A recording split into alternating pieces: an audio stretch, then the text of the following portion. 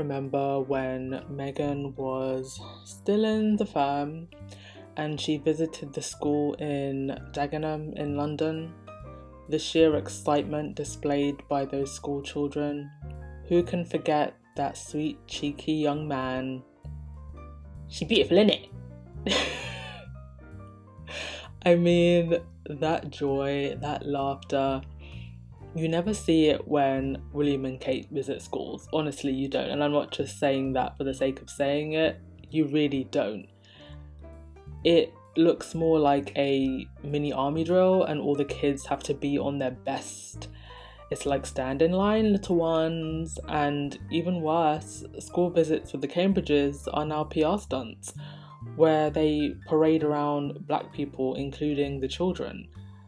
They always make sure there is that one black kid or Asian kid nearby when the cameras are on. Yet, take a look at the Kensington Palace staff or their close circle and it's an entirely different story. It is a complete contrast to what happens when Harry and Meghan are out and about or visiting schools.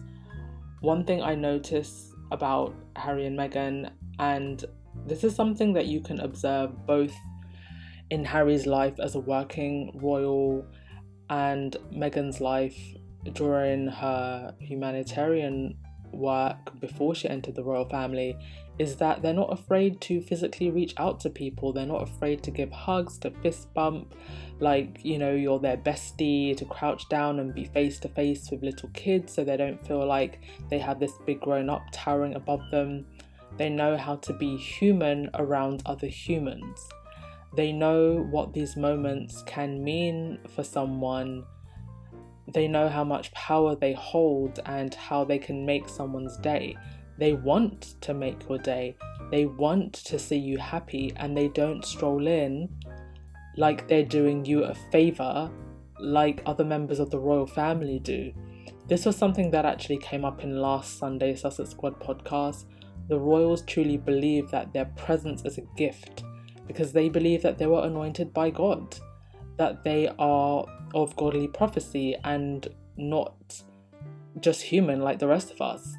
And the irony is that it's tapping into your humanity that makes people connect with you. That's why people could connect with Diana. But the royals feel that that adoring love from the public is just owed to them, even though that they've never done anything to earn it. Yesterday, as part of their ongoing visits, Harry and Meghan visited a school in Harlem. Now, I'm not going to include any videos, just pictures, but I will put a link in the description box to Baron over at Royal Sussex video because he had a very comprehensive compilation of clips from throughout the day. But while Harry and Meghan were there, they hung out with the kids and Meghan read her book The Bench to the children.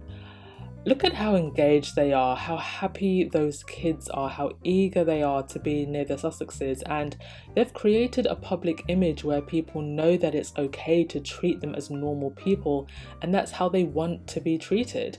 These children will never forget this. There might be a little Meghan in that class who goes home and writes a letter to someone important, or who starts writing poems and she'll be an author one day. These things matter for children. It's important that children feel inspired. It's important that they see themselves reflected. So yeah, it was just nothing but sweet joy and smiles and a very successful day for the Sussexes. Now, on to the drama. Now that we've got the nice stuff out of the way, here in the UK, it is a darn mess. And no, I'm not just talking about the Derangers. You all seem to love it when I update you on the mess on this island, and today it was the hottest mess in a while. The media, the Rupert Murdoch media that harassed Meghan, also caused mass hysteria and panic in other ways today. They made it seem like we were going to run out of fuel, and people ran to gas stations. Now, I live in a very small village by the forest, so when I saw a line of cars stretching up my road, I knew something was up. And it was hordes of people lining up to get car fuel. Now, I'm not saying that there aren't supply chain issues right now. there are, and it's not just in the UK, mind you, it's the world over. But if people panic buy, it's just going to exacerbate the problem. I've seen videos of people putting fuel in plastic bags. Like, did you not pay attention in chemistry class? It's flammable. Anyway, this is my daily reminder to you, whether it's fuel, whether it's food, whatever it is, please, please, please, if you don't already have at least a month's supply of, spare food and just household supplies, please make sure that you do it after the last 18 months. I don't understand why more people don't get why preparedness is important. I think we're just so used to having everything that we want at the snap of our fingers. We just walk into the store and it's there, that we can't comprehend that we might find ourselves in a situation where there could be shortages. I'm not saying that it will happen, I hope it won't, but better safe than sorry. Is it really going to hurt you to have an extra month or two of food supplies in your pantry? I don't think it will, and you can always end up eating that food anyway. Seeing what I've seen today, honestly, is it any surprise that the British public ate up the propaganda against Meghan? The media could literally say toilet water is the cure to Rona and people will dip their heads in the crapper. Anyway, more from Harry and Meghan's trip shortly. Stay well, stay safe, and as always, as Archie would say, hydrate. Ciao.